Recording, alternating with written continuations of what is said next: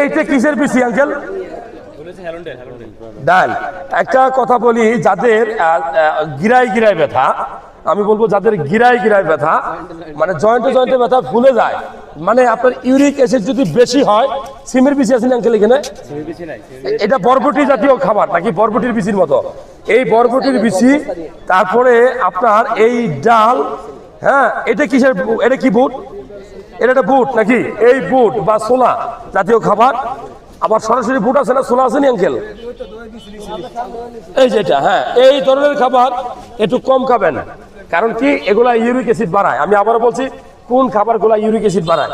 এই যে ছোলা, এটা কাঁচা খান আর সিদ্ধ করে খান, ইউরিক অ্যাসিড বাড়বে আপনার। এই যে এটা বুট জাতীয় খাবার, এটাও কিন্তু আপনার ইউরিক অ্যাসিড বাড়াবে। আপনার ডালও কিন্তু আপনার ইউরিক অ্যাসিড বাড়াবে। আপনার এই বরবটির বিচি অথবা সিমের বিচি ইউরিক অ্যাসিড বাড়াবে। এই খাবারটা যাদের গিরায় গিরায় ব্যথা করে ফুলে যায়, তারা একটু কম খাবেন।